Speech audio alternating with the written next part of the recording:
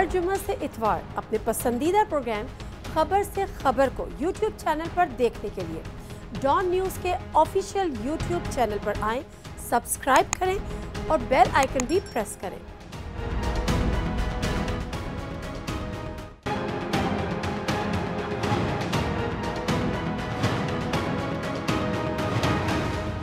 अस्सलाम वालेकुम नाज़रीन, प्रोग्राम खबर से खबर पे नातिया में समय खुशामदीद। नाज़रीन, मशहूर केस जो कि गिलगित बल्तिस्तान के साबिक़ चीफ जस्टिस राना शमीम साहब के हवाले से बयान हल्फी सामने आया और उससे पहले 15 नवंबर को अंसार अब्बासी साहब की स्टोरी जिसमें उन्होंने खबर ब्रेक की कि एक बयान हल्फी आया, उसमें जो साबिक़ चीफ जस्टिस है जस्टिस साकिब निसार साहब, उन्होंने कोई स्टेटमेंट उनके सामने दिया और उन्होंने कहा कि जी मरीम नवाज़ और नवाज शरीफ साहब को इंतखाबात 2018 से पहले बाहर नहीं होना चाहिए, तमाम चीज़ें हुई। आज उस कहानी में एक नया मोड़ सामने आया जब हमने देखा कि एक और ख़बर हमारे सामने आई और वो जो बयान हल्फी था उसके हवाले से कहा गया कि उसकी जो तस्दीक हुई तो वो नवाज शरीफ साहब के लंदन के ऑफिस में बैठ कर हुई। अब ये एक बड़ा इशू है जिसको जाहिर सी बात है हुकूमत ने भी टेकअप किया और हुकूमती जो वज़रा थे उन्होंने फौरी तौर पर इस पर बात की कि जी ये एक बहुत बड़ी कंट्रोवर्सी PMLN या उनके जो करता धरता है उनकी तरफ से जनरेट की गई है। हकीकत क्या है, मामलात हैं क्या, और इस वक्त मेरे साथ जो शख्सियत मौजूद है वो बड़ा खुलकर इस पर बात कर सकती हैं और ज़रा उनसे डिटेल पूछेंगे। जो सवालात उठाए गए हैं उस खबर में जो आज शाया हुई है एक्सप्रेस ट्रिब्यून में, उन सवालात के जवाबात भी लेने की कोशिश करेंगे। अहमद हसन रज़ा राना साहब जो कि साहबजादे हैं जस्टिस राना शमीम साहब के और उनके वकील भी हैं, इस्लामाबाद स्टूडियोज़ में हमारे साथ इस वक्त मौजूद हैं। अस्सलाम वालेकुम अहमद हसन राना साहब, बहुत शुक्रिया आपके प्रोग्राम में आने का और ख़ास तौर पे स्टूडियो आने का डबल शुक्रिया। ये भी बता दें कि आपने मुझे एज ए पॉलिटिशियन भी बुलाया सर, आप इसलिए पॉलिटिशियन मैं एज ए लॉयर मैं कभी ना आता, पूछे क्यों? लॉयर की अपनी नहीं, मैं सुन तो लें, आप चेयरमैन भी जी मैं सुन तो लें, मैं एज ए लॉयर कभी इसलिए ना आता, लॉयर अपनी मर्जी से जाता है, पॉलिटिशियन बेचारा होता है, उसे घर जाना पड़ता है, उसको हर जगह से वोट, तो इसलिए सियासत ऐसी चीज है, मजबूरी है मेरी। पहले मैं शहनाज सिद्दीकी गुजार सकता था। पार्टी उन्होंने 2017 में तश्कील दी थी, खुद उसके चेयरमैन है, उसका भी स्टेटस जान लेंगे कि वो अब कहाँ तक आगे बढ़ी है, क्या तहरीक इंसाफ का मुतबादिल हो सकती है इंशाल्लाह। एडवोकेट अजहर सिद्दीक साहब हमारे साथ मौजूद है, माहिर कानून। अस्सलाम वालेकुम अजहर सिद्दीक साहब, बहुत शुक्रिया आपके टाइम का भी। जी वालेकुम अस्सलाम। अच्छा जी, thank you sir, thank you for your time. Well, Express Tribune में खबर शाया होती है जिसमें वो कहते हैं, जो हेडलाइंस है उसका जो हेडर है वो है Rana Shamim sign affidavit in Nawaz office reveals notary. उसमें कुछ सवालात सामने उठाए जाते हैं, अगर आपकी इजाज़त हो तो वो सवालात मैं पढ़ दूँ ताकि एक एक करके आप उसके जवाब दे रहे हैं। आप ये पूछते मुझसे सवाल कर रही हैं, उनसे कर रही हैं? पहले आपसे करूँगी लेकिन सवालात पढ़ दूँ ज़रा अपने नाजरीन के लिए, इजाज़त है? अच्छा जी, तो जस्टिस राना शमीम के बयान हल्फी केस पर उठाए जाने वाले सवालात। सवाल नंबर 1 है, एक साबिक जज से 3 साल बाद किसने इस बयान हल्फी पर दस्तखत करवाए? सवाल नंबर 2, क्या नवंबर के दूसरे हफ्ते justice Rana Shamim London visit के दौरान नवाज शरीफ से मिले थे या नहीं? सवाल नंबर 3, राना शमीम ने बयान हल्फी की तस्दीक लंदन में ही और हसन नवाज के दफ्तर में क्यों करवाई? जस्टिस राना शमीम के बयान हल्फी का फ़ायदा किसको हुआ? खुफिया बयान हल्फी को सियासी हवाले से हसास मौके पर लीक क्यों किया गया? सवाल नंबर 6, क्या इससे पहले राना शमीम के नवाज शरीफ से ताल्लुकात थे या नहीं? सवाल नंबर 7, इस बयान हल्फी का नवाज शरीफ के हवाले से बेनकाब होना क्यों अहम है? तो एक साबिक जज से 3 साल बाद किसने इस बयान हल्फी पर दस्तखत करवाए? उन्होंने खुद किए। किसके सामने किए थे? वो उनकी मर्जी, जिसके सामने करें, लेकिन मुझे तो नहीं पता, उन्होंने मुझे नहीं बताया।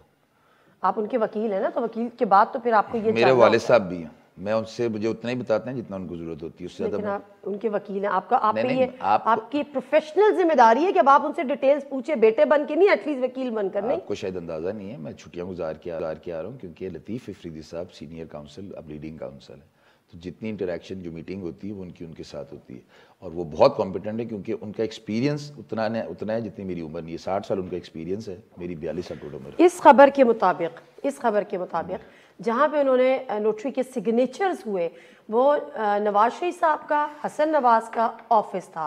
आप इसकी तरदीद कर सकते हैं या तरदीद? मुझे नहीं पता इसके बारे में, मैं दोनों बारे में कुछ नहीं पता, मेरे वालिद साहब ने मुझे आज ये खबर छपने के बाद भी आपने नहीं सोचा कि आपके वालिद साहब से ये बात? क्योंकि इससे कोई लीगली फर्क नहीं पड़ता ना, क्योंकि contents of the affidavit matter करेंगे। मैं आपको एक एग्जांपल देता हूँ, मुझसे सब ये सवाल कर रहे हैं। अब मैं यहाँ बैठा हूँ, अभी इधर से उठ के मैं एक शराब खाने में चला जाता हूँ, शराब बड़ी मेरी मशहूर एसोसिएट की जाती है, वहाँ मैं बैठता हूँ आपके साथ। सर और आप एप्पल जूस को तो नहीं कह रहे? नहीं, वहाँ मैं एप्पल जूस वहाँ भी पी सकता हूँ, उसको ये वैसे लोगों को पता नहीं है, एक ड्रिंक आती है बवेरिया, जिसको नॉन एल्कोहलिक बियर कहते हैं, बड़े आराम से मिलती है, हॉलस्टॉन भी होती है, उसके बड़े नाम है। वो अगर किसी को चाहिए मैं उनको अपने शो में एक दफा ले आऊंगा या पूरी लगा दूंगा, वो थोड़ी एक्सक्लूसिव ड्रिंक है, कभी अगर वो भी पी लें तो शायद ज़ौक़ भी के अलावा किसी में कीजिएगा वो नॉन अल्कोहलिक बियर है, आपको डी व्हाट्सएप में भेज देंगे। वापस सर वापस। जी, आप सॉरी सवाल मैं भूल गया। मैं सवाल ये कर रही थी कि आपने ये खबर रिवील होने के बाद, ये तमाम चीजें रिवील होने के बाद भी मुनासिब नहीं समझा कि आप अपने वाले साहब से सवाल करें भाई अपने क्लाइंट से? वो फोन पे मुझे डांट इतनी पड़ती है कि मैं फोन इधर रख देता हूँ और मैं डांट सुनता रहता हूँ, मैं क्या करूँ फिर, मैं सवाल क्या करूँ?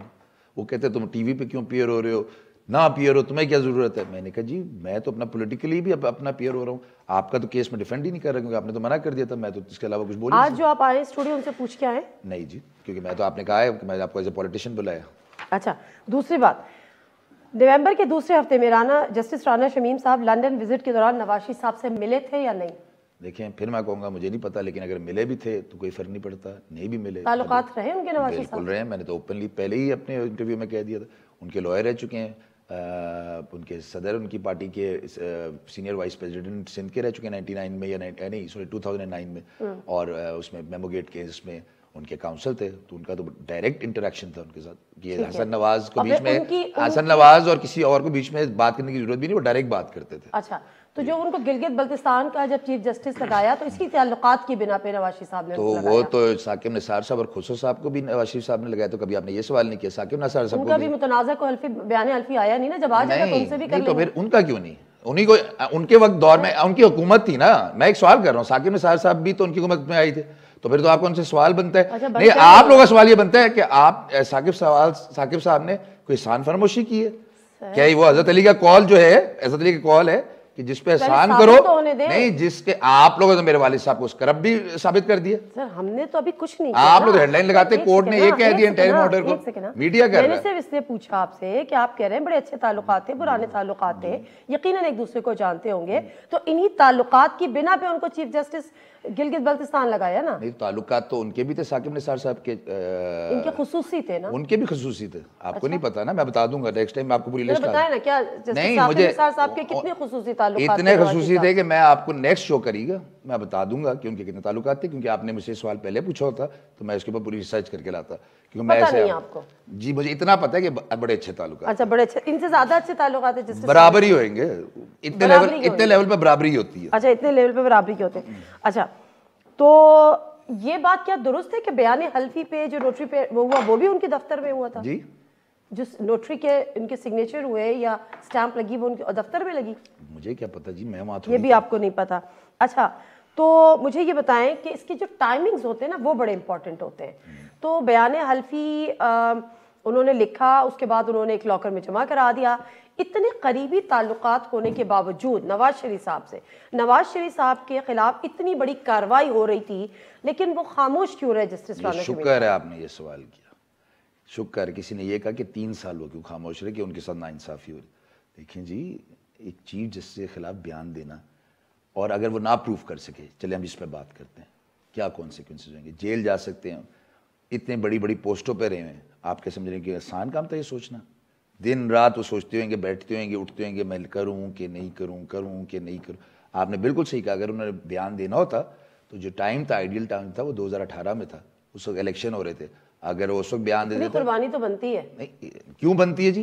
कायद के लिए क्यों? मैं देखिए कायद उनके होंगे, मेरे तो नहीं है, इसलिए उनसे पूछिए। मैं उन्हीं की तो बात कर रही हूं, आपकी कुर्बानी की कौन बात? नहीं, मैं ये चीज कह रहा हूं ना कि भाई वो इतने इमोशनल नहीं है। अच्छा, इतने लॉयल भी नहीं है? नहीं, इमोशनल। अच्छा, सॉरी। देखें, शाह से शाह के वफादार यूजुअली गड़वाते हैं, वो लॉयर हैं, उनको एक अच्छी एडवाइस देंगे कि नहीं जी, और उनको हमेशा अच्छी एडवाइस। अच्छा, तो अभी क्या हुआ ये, अगर उन्होंने ये डॉक्यूमेंट खामोशी से, और साकिब निसार साहब को भी अब तो रिटायर हुए अरसा हो गया, तो उनकी रिटायरमेंट के बाद ही कम से कम जबान खोल देते। आप लोगों को लगता है सच नहीं चाहिए, आप लोगों को ये चाहिए मिर्च मसल्ला, तब क्यों नहीं, अब क्यों नहीं भाई? आप ये क्यों नहीं सवाल करते? आप पीटीआई वालों से ये क्यों नहीं सवाल करते? वो आगे टाइम वेस्ट करके ले जाते हैं, ऐसे पता नहीं आता जाता उन्हें कुछ है नहीं, उनसे ये क्यों नहीं सवाल करते? जुडिशियल कमिशन क्यों नहीं बना देते वो लोग? लॉ मिनिस्टर बैठे ना इतने इंटेलिजेंट उनके पास, फरूक नसीम साहब, जुडिशल कमीशन कॉन्स्टिट्यूट कर दें, बात ही खत्म करें। बिल्कुल ठीक है, ये आपके स्टेटमेंट आगे चला गया होगा, लेकिन बात वही है कि ये टाइमिंग जो है वो बड़ी, अब आप पॉलिटिशियन अपने आप को कह रहे हैं तो आपको पता है पॉलिटिक्स में टाइमिंग बड़े इंपॉर्टेंट होते हैं, तो ये वाले जो टाइमिंग्स हैं ये यकीनन PMLN या नवाज शरीफ साहब के लिए बड़े इंपॉर्टेंट थे। इस कॉन्टेक्स्ट में मैं आपसे सवाल कर रही हूँ कि why he kept silent for 3 years and why this time. अब मैं आपको वो भी नहीं बोल सकता, मैंने जो काशिफ अब्बासी साहब को कहा था कि अगर आपको सोचना पड़ता तो आपके बाल जो बच्चे कुछ हैं वो भी खत्म हो जाते, विद ऑल ड्यू रिस्पेक्ट। आप खातून है, मैं ये भी नहीं बोल सकता, लेकिन आप बोल गए। नहीं, उनको बोल गए, वो भाई हैं, उनसे मैं माफी मांग लूंगा फिर से। चलिए अच्छा, तो राना शमीम साहब के नवाज शरीफ साहब से ताल्लुक थे और इनका नवाज शरीफ साहब से बेनकाब होना बयान हल्की का क्यों ज़रूरी है। कुछ चीज़ें रह गई हैं जिनके जवाब इनको मालूम नहीं है, तो जो जवाबात हमें अभी मालूम करने हैं तो मैं ब्रेक ले लेती हूँ, ब्रेक से वापस आती हूँ, अजहर सिद्दीक जानने की कोशिश करते हैं।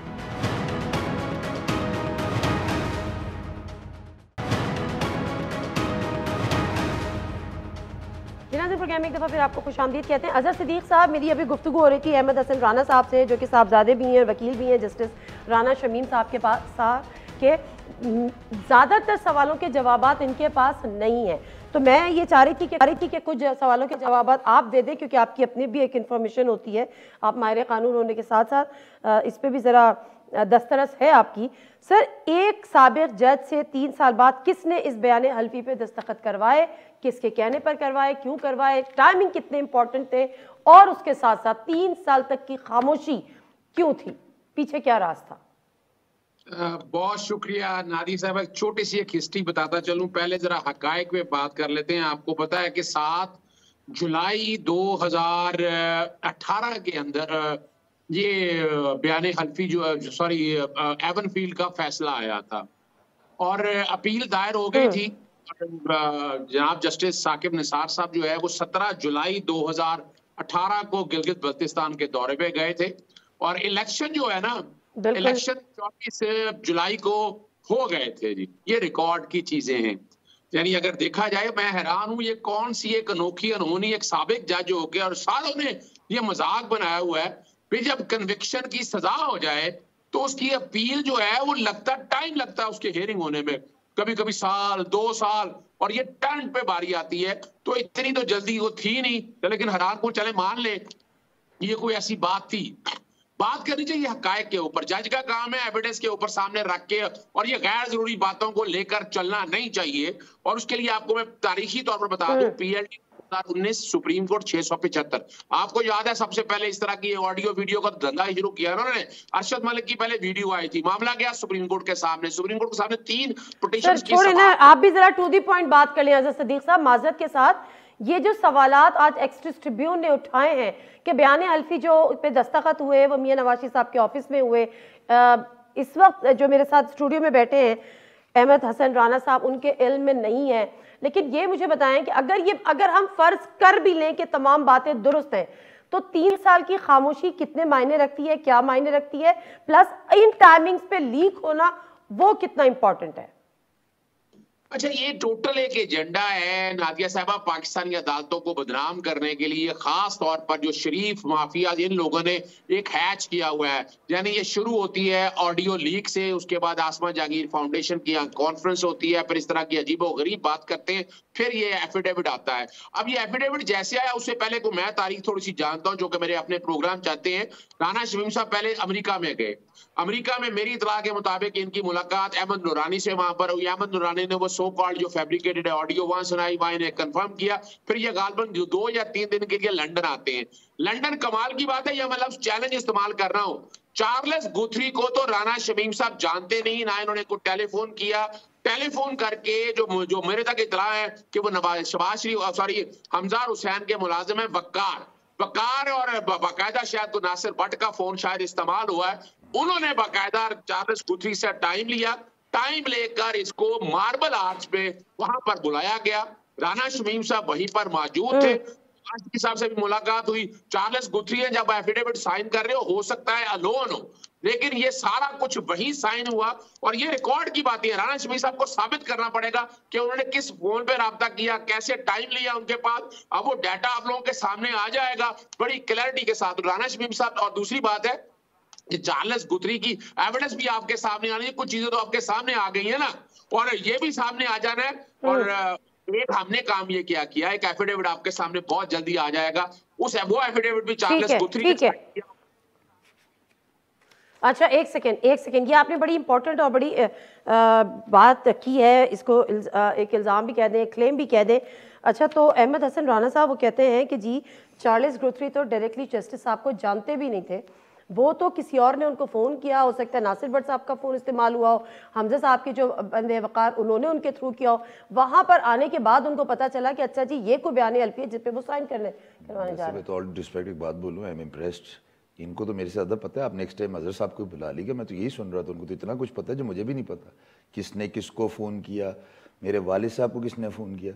ये तो या तो ISI में बहुत टॉप के ऑफिशियल हैं, मेरे इतने कनेक्शंस नहीं है, सही बात है, मैं I am feeling deprived. Sir लेकिन मसला है कि आपको तो अभी ये भी नहीं पता था ना। और नहीं, मेरे कनेक्शन ISI, देखिए मेरे कनेक्शन ISI में होते तो वो तो मुझे सारा बता देते आपके वाले सब। सर आप केस के मुतालिक भी तो आप नहीं बताते ना। नहीं तो मुझे पता ही नहीं है, मैं आपको तो आप कुरान ले, अच्छा चले भाई कुरान लो लाओ यार, मैं हाथ रख लेता हूँ कि मेरे वाले साहब ने कितनी बात की, उसके बाद तो मुझे अज़ाब ही आएगा ना। अल्लाह ना करे क्या होगा। मैं उसकी कॉन्सिक्वेंस बता रहा हूँ, मैं वकील हूँ, मुझे तो पता है उसकी कॉन्सिक्वेंस। वो तो उठाने का मतलब क्या है, इधर तो मैं झूठ बोल के चला जाऊंगा, ऊपर तो गर्दन पकड़ी जाएगी मेरी।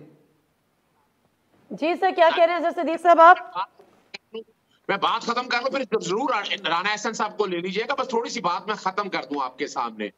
एफिडेविट के हवाले से कर ले एफिडेविट, अब जो के वकील है, ये एफिडेविट की हैसियत क्या है, जो कुछ मर्जी लिख दें, वो जो एफिडेविट आपके सामने आएगा उसमें शायद गवर्नर हाउस का या दरिया रावी का लिखा होगा मैं मालिक हूं, और उन्होंने वो अटेस्ट कर दिया और उनके साथ गुफ्तगू में ये माना उन्होंने। और ये याद रखिएगा, ये जहां उसका चार्ल्स गुथरी का दफ्तर है, और ये कोई मुश्किल बात नहीं है, हमारे 2 सहाफी वहां पर मौजूद है, ये सहाफी ने लीक किया है, और ये सारी जो बातें बता रहे हैं ये सहाफी अखबार में बताया उन्होंने। और ये उसका नाम इरफान तो नहीं है अजहर साहब, इरफान हाशमी तो नहीं है उसका नाम, साफी का नाम इरफान हाशमी तो नहीं है उनका।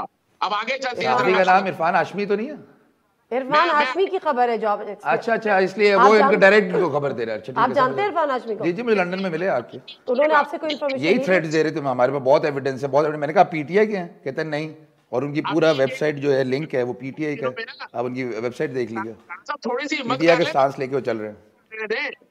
अभी आगे बताता हूँ, एफिडेविट जो कि यहाँ पर है, 20 रुपए दे, जो मर्जी लिख दे, मैं गवर्नर हाउस का मालिक लिख दूं, मैं पाकिस्तान का मालिक लिख दूं, एफिडेविट साइन हो जाएगा। हमने पता नहीं एफिडेविट को, और एफिडेविट ये क्यों साइन कराया गया और ये लंदन में क्यों कराया गया, इसको जोड़ना पड़ेगा नवाज शरीफ की। लंदन में क्यों कराया, पाकिस्तान को इतनी अहमियत क्यों नहीं दी गई? नेक्स्ट टाइम मैं बोलूंगा चीचावतनी में कराएं, मैं करूंगा, मैं चीचावतनी। चीचावतनी की एफिडेविट की वैल्यू नहीं है? नहीं, क्योंकि हम पाकिस्तान में हैं, पाकिस्तान आप न्यूज़ नहीं बनेगी ना, ब्रेकिंग न्यूज़ नहीं बनती। लंदन जरा इंप्रेसिव लगता है। आई एम जस्ट आस्किंग कि why London, why not Pakistan? देखिए, आप एक टीम का नाम रख दें पागल खोपड़ी और एक टीम का नाम रखें mad skulls, what will be more touchy and tacky attractive? Mad skulls, तो लंदन ऑब्वियसली। चले जी, पाकिस्तान पे आप लंदन को फौकियत दे रहे हैं। अभी क्यों? लंदन हमसे आगे है, मानना पड़ेगा, एक वक्त आएगा पाकिस्तान हमसे आगे होगा इंशाल्लाह। आप हमें लाएं, आप मुझे लाएं, मैं इंशाल्लाह पाकिस्तान को लंदन से आगे लेके जाऊंगा इंशाल्लाह। यानी आप कह रहे हैं कि एक साबिक चीफ जज जो इसी पाकिस्तान से रिटायर हुए, इसी पाकिस्तान ने उनको इज्जत दी, इसी पाकिस्तान ने उनको नाम दिया, और वो रिटायर होने के बाद इस पाकिस्तान के निज़ाम पे भरोसा नहीं करते और पाकिस्तान के बयान हल्फी पाकिस्तान में रहते हुए करने के बजाय लंदन में जाके करवाते हैं। आप लोग क्या सवाल को क्या इतना मिर्च मसाला लगाते हैं? काम यही है हमारा। आप जवाब दें। जवाब मैं दूं। अच्छा सॉरी, वो ये है जी, एफिडेविट तो मैं वॉशरूम में बैठ के साइन कर लूं भाई, अगर मैं शराब खाने में साइन करना। अच्छा चले, मैं अपनी एग्जांपल दे सकता हूं, अपने वालिद साहब का मैं अपनी एग्जांपल दूंगा जी। मैं वालिद साहब का नाम नहीं ले सकता, मेरे बड़े ऑनरेबल है मेरे लिए, और मेरी जन्नत उनके साथ रिलेटेड है।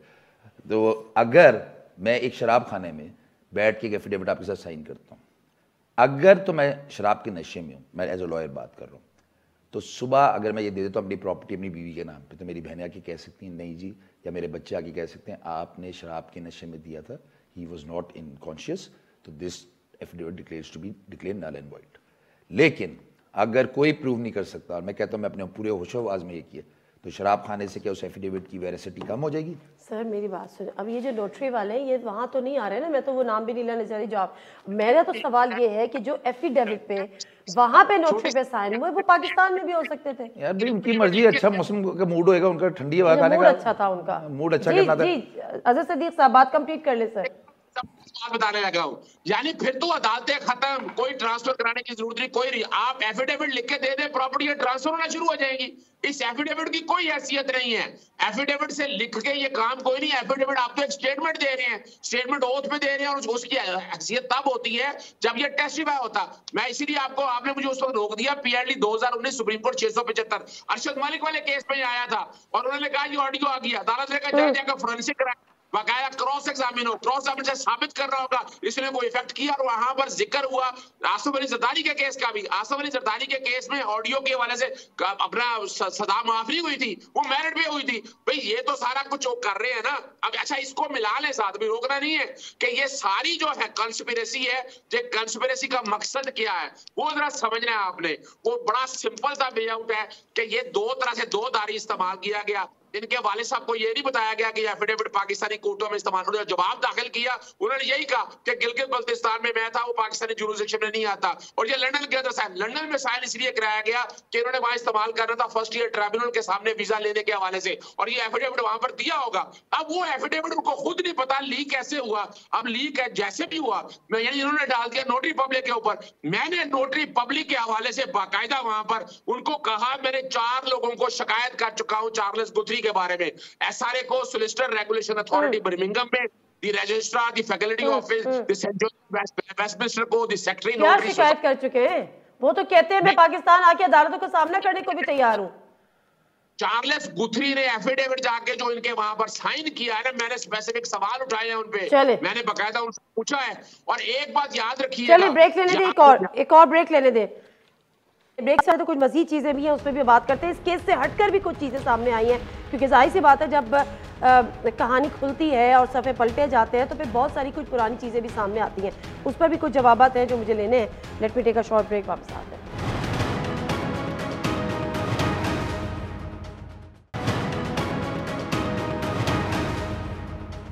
जी नाज़रीन, प्रोग्राम में एक दफ़ा फिर आपको खुश आमदीद कहते हैं। अच्छा, यहाँ पर हम अहमद हसन राना साहब हमारे साथ स्टूडियो में मौजूद है, हज़रत सिद्दीक़ साहब भी लाहौर स्टूडियो में। जब मसला क्या, ये एक नेचुरल एक चीज़ है, क्योंकि जब कोई ख़बर आती है और फिर कोई इंडिविजुअल सामने आता है, चाहे उस खबर के हवाले से, तो पिछले भी जो सारे कच्चे चट्टे हैं या बहुत सारी चीज़ें हैं, कहानियाँ हैं, वो निकलने शुरू हो जाती हैं। इसी तरह एक डॉक्यूमेंट हमारे हाथ लगा, और वो डॉक्यूमेंट है गिलगित बल्तिस्तान बार काउंसिल का। और ये गिलगित बल्तिस्तान बार काउंसिल का एक हंगामी इजलास हुआ 31 अगस्त 2018 को, और मेरा ख्याल है 27 जुलाई थी जब साबिक चीफ जज जस्टिस राना शमीम साहब रिटायर हुए थे, और उसके कुछ ही दिन बाद उन्होंने फौरी तौर पर एक हंगामी इजलास बुलाया। उस हंगामी इजलास का जो एलामिया है वो आप अपनी टेलीविज़न स्क्रीन पर भी देख सकते हैं। इसमें कमोबेश 9 ऐसे रेफरेंसेस कह लीजिए, चार्जशीट कह लीजिए, वाइट पेपर कह लीजिए, एक रेजोल्यूशन कह लीजिए, जो जस्टिस राना शमीम साहब के हवाले से वो सवालात उठाए गए। और यही कुछ जो था वो नैब में भी इवन दो भेजा गया, लेकिन वहाँ से एक्नॉलेजमेंट भी हुआ, उसके बाद कोई कार्रवाई नहीं हुई। अब गिलगित बल्तिस्तान बार काउंसिल के जो उस वक्त के प्रेसिडेंट थे वो मेरे साथ मौजूद हैं, एडवोकेट राशिद उमर साहब। अस्सलाम वालेकुम राशिद उमर साहब। वालेकुम सलाम। अच्छा राशिद उमर साहब, पहले तो मुझे ये बताइए कि 3 साल उन्होंने सर्व किया जस्टिस राना शमीम साहब ने, तो उनके जाते ही आपको ये हंगामी इजलास और ये जो आपने चार्जशीट या वाइट पेपर्स जारी किए, इसकी क्या वजह थी, क्या ज़रूरत आपको पेश आई? सबसे पहले तो मैं आपका और आपकी जो मीडिया टीम है उनका शुक्रिया अदा करता हूँ कि उन लोगों ने गिलगित बल्तिस्तान जैसे बैकवर्ड इलाके को नुमाइंदगी दी और बोलने का मौका दिया। सबसे पहले ये था, जब ये राना शमीम साहब जब यहाँ पे sitting chief justice supreme appellate court थे, तो उस टाइम पे इसने यहाँ पे कुछ जॉब्स आई हमारी सुप्रीम अपीलेट कोर्ट में गिलगित बल्तिस्तान में, तो इसने भी नई लीगल अपॉइंटमेंट्स की, तो जिस पे हमने एजुटेशन की बाकायदा उस वक्त की रेजोल्यूशन भी हमारे पास हैं, तो इस पे बाकायदा इसने हमें 6 जो हमारे लॉयर्स थे, जिम्मेदारान थे, उनको कंटेम्प्ट ऑफ कोर्ट के नोटिस भेजे। उसने अनड्यू प्रेशर करने की कोशिश की, उसके बाद हम पे एफआईआर लॉन्च करवाई। इसने बाद में ये हुआ कि इसने बहुत सारी इलीगल अपॉइंटमेंट्स भी की, हमने कोशिश की इसके खिलाफ बोलते रहे, लेकिन इस पर कोई कार्रवाई नहीं हुई क्योंकि ये पावर में थे। और जब ये जा रहे थे तो उस टाइम पे भी, क्योंकि इसकी अपॉइंटमेंट हुई थी जीबी ऑर्डर 2009 के तहत, और जब ये जज था तो उस वक्त जीबी ऑर्डर 2018 भी आया, क्योंकि जीबी ऑर्डर 2009 के अंदर भी सुप्रीम अपीलेट कोर्ट की जो पोस्टें हैं ना, ये जजेस की, ये जो है ये टेन्योर पोस्टें हैं, इनकी पेंशन नहीं है, पेंशन भी नहीं है 3 साल की मुद्दत की, ठीक है। हाँ, 3 साल के लिए। तो 2018 के अंदर भी जो जीबी ऑर्डर 2018 आया, उसके अंदर भी जजेस के पेंशन वगैरह नहीं थी, ये 3 साल की टेन्योर पोस्टें थी। तो इसने जाते जाते क्या किया, अंडू प्रेशर करके इसने 6 करोड़ 75 लाख रुपए इसने पेंशन गेन किया। बल्कि इसने ये किया कि जीबी काउंसिल के थ्रू एक लीगल एडवाइजर के थ्रू एक ओपिनियन लेने के बाद इसने अपना प्रेशर इस्तेमाल करके इसने 6 करोड़ 75 लाख रुपए पेंशन लिया, जिस पे उस वक्त में गिलगित बार एसोसिएशन गिलगित का प्रेसिडेंट था। हमने बाकायदा एक रेजोल्यूशन पास करवाई और उस रेजोल्यूशन को हमने नेप भेजा, नेप से बाकायदा एक्नॉलेजमेंट लेटर आया हमें। फिर उसके बाद इस बंदे की बड़ी पोस्ट थी, तो इस बंदे ने इन सारी चीजों को रुकवाया। तो ये गिलगित बल्तिस्तान में सबसे मुतनाज़ जज रहा है। इसने अपने जाती मुफाद के लिए यहाँ पे इलीगल अपॉइंटमेंट्स की। एक और चीज यहाँ पे मैं आप लोगों की तवज्जो दिलाना चाहूंगा, ये गिलगित बल्तिस्तान का जो सुप्रीम अपीलेट कोर्ट है, ये सिर्फ और सिर्फ गिलगित बल्तिस्तान के लोग ही इसमें अपॉइंट हो सकते हैं, जबकि इसने बाहर से लोगों को इस पे अपॉइंटमेंट की, अपने जाती रिश्तेदार वगैरह। अब भी इसका एक TS आधार नाम का जो गिलगित बल्तिस्तान का डोमिसाइल होल्डर नहीं है, लेकिन इसका एम्प्लॉय है और ये तनख्वाह भी गिलगित बल्तिस्तान के हेड से पैसे ले रहा है। अच्छा, तो आप ये कह रहे हैं कि जो उन्होंने पेंशन ली वो उसके एलिजिबल नहीं थे, क्योंकि जो जीबी एक्ट आपका 2018 में आया उसमें ये पेंशन वगैरह सारी खत्म कर दी थी, लेकिन उन्होंने उसको सस्पेंड किया, रिवर्ट किया।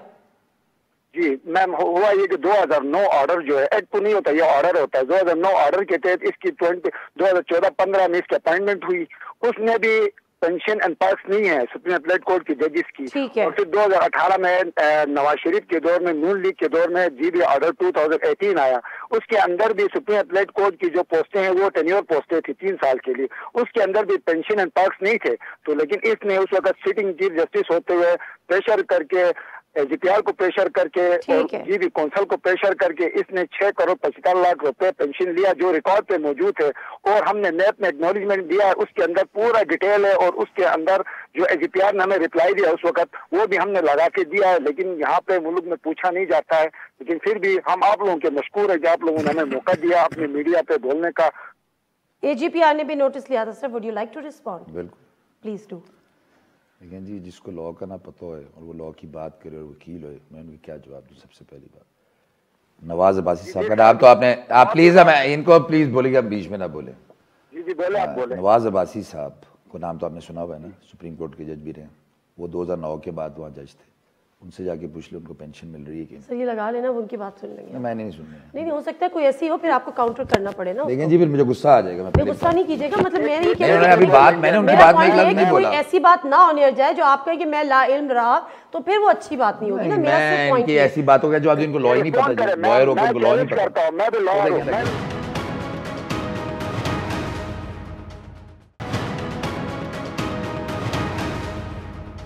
राशिद साहब इनको रिस्पॉन्ड करने दे, फिर मैं आपकी तरफ आऊंगी जी। He doesn't know law. अच्छा, आप 2009 देखें जी, जब एक जज अपॉइंट होता है, 2014 में अपॉइंट हुए, उनको लॉ 2018 का लगेगा या 2009 का लगेगा? 2018 में एक और ऑर्डर आया। हाँ, तो उनकी तो टर्म्स जो हैं वो 2009 से गवर्न होंगी ना, क्योंकि 2014 में अपॉइंट हुए। अब मैं आपको सिंपल समझाता हूँ। हाँ, तो 2009 का ऑर्डर लगेगा। तो नवाज अब्बासी साहब नहीं ले रहे, बताएं जी, वो नवाज अब्बासी साहब को क्यों पेंशन मिल रही है? बताएं आप जरा इनको। मैं रिस्पॉन्ड करूंगा जी, प्लीज, मैं रिस्पॉन्ड करूंगा जी। राशिद साहब 2000 जी मैं बताता हूँ, 2009 के तो अब्बासी साहब की बिल्कुल ये सही फरमा रहे हैं, राणा शमीम साहब की 2014 में हुई, बिल्कुल सही फरमा रहे हैं। लेकिन जीबी ऑर्डर 2009 में पेंशन नहीं है। अगर अब्बासी साहब भी ले रहे तो गलत ले रहे हैं, और ये भी ले रहे हैं तो गलत ले रहे हैं। अब्बासी साहब भी गलत ले रहे हैं। 2009 में पेंशन नहीं है। लॉ पहले बोलते मैं लेके आता हूँ, निकाले उसके अंदर अगर ये है तो मैं चैलेंज करता हूँ, ये मुझ पर डिफेमेशन का केस चैलेंज कर देना कोर्ट में। इनको बोले चैलेंज कर दें सुप्रीम कोर्ट। वो कह रहे हैं हमने नैब में केस भी भेजा था, नैब में भी वहां से पूछे क्या हुआ, क्या नहीं, क्यों नहीं हुई? क्योंकि एक्नॉलेजमेंट भेजने के बावजूद क्यों इसलिए नहीं हुई कि जी विद इन द लॉ है ना, क्या एक्शन लेंगे? विद इन द लॉ के खिलाफ कोई एक्शन नैब ले सकती है? तो फिर तो रद्द कर देना चाहिए। तो इसलिए तो उन्होंने मना कर दिया ना, रद्द कर दिया। 2018 के तहत पेंशन है। अब इनका एम्प्लॉइज वाला भी बता दूं, एम्प्लॉइज वाला का भी इनका भी शौक पूरा कर दूं। कह रहे हैं इलीगल अपॉइंटमेंट्स किए, लोकल लोगों को मौका उसका जवाब दे रहा हूं ना, जवाब दे रहा हूं। ये मुझे बता, अजहर लड़का कौन है जिसको उन लोगों ने अपॉइंट किया? वो गिलगित बल्तिस्तान के गरीबों के फंड से पैसे ले रहा है। लोग गिलगित बल्तिस्तान के टैक्स से क्यों? वो पाकिस्तानी नहीं है, वो पाकिस्तानी नहीं है। आप क्या आसमान सोच रहे हैं? वो पाकिस्तानी नहीं है। आप कहां से? इंडिया से आए हैं? आप इंडिया से आए हैं? नहीं, आप इंडिया से आए हैं। क्या वो पाकिस्तानी नहीं है? जवाब दें ना। क्यों पाकिस्तानी? क्यों क्यों कैसे? आपका आप पाकिस्तान में आके नहीं काम करते? आप नीचे पाकिस्तान में इस्लामाबाद में आके काम नहीं करते? वहां क्या आप लोगों ने बदमाशी लगाई हुई है? बदमाशी में आपकी खत्म करता हूँ। मैं आ गया, आप लोगों की बदमाशी का खत्म करता हूँ। कभी आप लोग मजलूम बन जाते हैं। मेरी बात में बोल रहे हैं। 17 जनवरी 2019 पाकिस्तान का फैसला पड़ा होगा। मेरे सीनियर वकील हैं, 17 जनवरी 2019 का फैसला पड़ा होगा। उसके अंदर क्या लिखा हुआ है ये आप पढ़ के सर फिर आप ये थोड़ा सा मुझे प्रेशर करें। आप काइंडली आप कानून को पढ़ के कानून की बात करें। आपका पाकिस्तान का सिटीजन गिलगित बल्तिस्तान में नहीं रह सकता। ये 17 जनवरी 2019 की सुप्रीम कोर्ट ऑफ पाकिस्तान। और एक चीज, अल जिहाद ट्रस्ट 99 का जो फैसला है सुप्रीम कोर्ट ऑफ पाकिस्तान का, आप उसको भी काइंडली पढ़ें। आपको फिर क्लियर हो जाएगा कि मैं गलत कह रहा हूँ या आप सही कह रहे हैं। जी मुझे लॉ पता है यार, आपसे बेहतर पता है। पता है तो सर आप बताएं ना, आप सुप्रीम कोर्ट और जलाएं यार, आपके पास पड़ा जीबी ऑर्डर ले आए 2009 सामने सबके दिखा दें। मैं पढ़ के दिखा देता हूं। एक मिनट जगह है जीबी ऑर्डर, मैं ढूंढ लेता हूं। 2018 भी अपनी जगह है और उसके तहत एलिजिबल नहीं। उस पे कोर्ट का ऑर्डर आ गया 2018 को वो कर दिया था। आपको पता है उसको सुप्रीम कोर्ट ने डायरेक्शन दी थी कि नीड्स टू बी, इसको थोड़ा सा रीफ्रेजिंग करें। और कुछ उन्होंने अपनी डायरेक्शन भी दी थी कि इसकी अपील हमारे पास आएगी तो उसको रद्द कर दिया गया। उन्होंने कहा नहीं जी, that is the Supreme Court. जी प्लीज जल्दी से क्विक कर दे। जी जी मैं करता हूँ मैम। जी 2018 में पेंशन पक्ष नहीं थे ना, तो राना शमीम साहब ने अपने ही कुछ लोगों को लाके अपने सुप्रीम अपीलेट कोर्ट में पिटीशन करवाई और जी ऑर्डर 2008 को नल एंड वाइट करवाया, जिसकी अपील सिविल एविएशन वर्कर्स वो गया सुप्रीम कोर्ट ऑफ पाकिस्तान में। फिर सुप्रीम कोर्ट ऑफ पाकिस्तान में 17 जनवरी 2019 का फैसला आया जिसको अभी ये निगेट कर रहा है। अच्छा राशिद उमर साहब को डेवलपमेंट फंड के हवाले से भी कुछ बात थी, कोई TADS के हवाले से ही बात थी, उसमें भी उन्होंने बढ़ाए थे, उसका क्या मकसद था? जी मैं बताता हूँ मैम। जो सुप्रीम अपीलेट कोर्ट का जो जुडिशल वो है पूरा बिल्डिंग बनी है, वहाँ पे ये 6 करोड़ का एक प्रोजेक्ट था जिसमें जो जजेस के लॉन्जेस और वगैरह बनने थे। इसको इसने क्या किया, अंडर प्रेशर करके ब्यूरोक्रेसी को दबा के इसने 29 करोड़ किया इसको। और इस 29 करोड़ को इसने पास कराने के लिए उस वक्त के दिन चीफ मिनिस्टर हाफिज हफीजुर रहमान को उसकी नायली की पिटीशन लाई, अब किसी बंदे के थ्रू ला के उसको अंडर प्रेशर करके अपने 29 करोड़ रुपए इसने लेके गया यहाँ से। आज भी वो बिल्डिंग मौजूद है। आज भी अगर कोई असेसमेंट करे तो वहाँ पता चलेगा कि 29 करोड़ रुपए लगे या नहीं लगे। साथ इसमें मैं चैलेंज करता हूँ, ओपन मीडिया में चैलेंज करता हूँ, ये बात ये साबित करे ये बिल्डिंग आज भी मौजूद है, यहाँ जीबी के अंदर मौजूद है। ठीक है, तो अब आप ये कह रहे हैं कि ये जो रेजोल्यूशन आप लोगों ने उस वक्त जारी की थी, जो हमने अपने टेलीविजन स्क्रीन पर भी चलाई है और ये सब हमारे सामने भी मौजूद है, इस पर कोई नोटिस नहीं हुआ, तो ये क्या आप इसको अब किसी जगह पर चैलेंज करने का इरादा रखते हैं, ये कर सकते हैं? बिल्कुल मैम, हमने हर फोरम पे इसको उठाया और आगे भी उठाते रहेंगे, क्योंकि उस वक्त ये नून लीग की हुकूमत थी।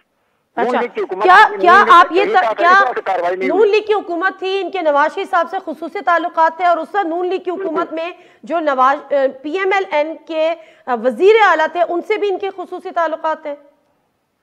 बिल्कुल ताल्लुकात थे, लेकिन इस हिसाब जब 29 करोड़ का ये 6 करोड़ को बढ़ा के उन्होंने उससे 29 करोड़ किया तो इसको ऑब्जेक्शन लगा, तो इसने बाकायदा एक पिटीशन किसी के थ्रू करवाई अपने सुप्रीम अपीलेट कोर्ट में और उस पे नायली की तलवार लटका के इसने अपने 29 करोड़ रुपए यहाँ से ले गया। ये बिल्डिंग आज भी मौजूद है, अगर कोई भी मीडिया वाला आगे चेक करेगा कि 29 करोड़ लगे हैं तो मैं वकालत छोड़ दूंगा।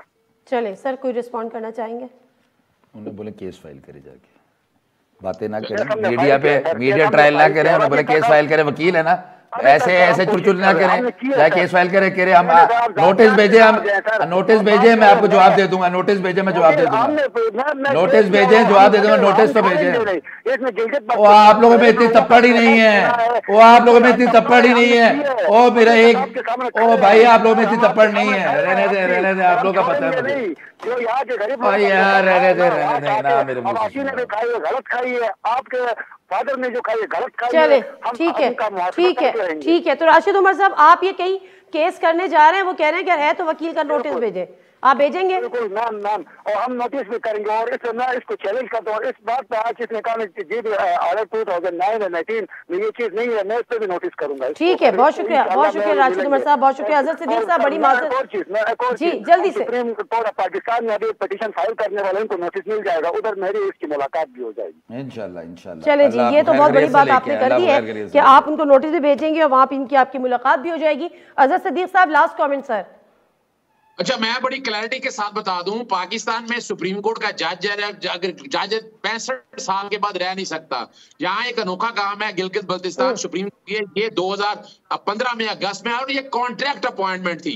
ये अगस्त 30 2018 को रिटायर्ड हो 3 साल के लिए फैसला करके करोड़ों यानी 6 करोड़ 73 लाख से करीब पेंशन ली इन्होंने। 2700 सीसी की टोयोटा फॉर्च्यूनर है और मुलाजमिन इलाजा लिए। और देखिए, और पाकिस्तानी कानून के मुताबिक साकिब नसार साहब ने कितनी कमिटेशन ली है, ये पूछे साकिब साहब ने कितनी कमिटेशन ली है, पूछे ना जरा। चला गया आपका सवाल। साकिब साहब ने कितनी ली है, और ये बताए साकिब नसार साहब ने कितनी कमिटेशन ली है, ये बताए ना कितनी ली है साकिब नसार साहब ने कमिटेशन, बताए ना जरा लोगों को। इतनी ली है, 6 करोड़ 70 लाख की ली है। लेकिन वो जीबी की नहीं बनती थी ना, तो क्यों नहीं बनती? वही तनख्वाह है, जीबी की तनख्वाह तो ज्यादा है। वो कह रहे पेंशन नहीं बनती। ओ भाई, लॉ पढ़े, इनको लॉ ही नहीं पता सदीक साहब को। इसको लॉ पढ़े जाके सदीक साहब, लॉ सीखे, अभी स्टूडेंट बने लॉ के। आप गिलगित फिर से एलएलबी करें। बार काउंसिल है, उन्होंने ये तमाम पॉइंट्स उठाए थे, हमने आपके सामने रखे। और अभी जो राशिद उमर साहब जो क्रिश्चियन थे गिलगित बल्तिस्तान बार काउंसिल के, वो कह रहे हैं कि मैं इसको केस भी करूंगा, नोटिस भी भेजूंगा और वहां पे इनसे बिल्कुशाफा मुलाकात होगी। Thank you very much sir for your time. Azhar Siddiq sahab, आपका भी बहुत बहुत शुक्रिया। राशिद उमर साहब का भी। प्रोग्राम से नादिर मिर्जा को इजाजत दीजिए। अल्लाह हाफ़िज़।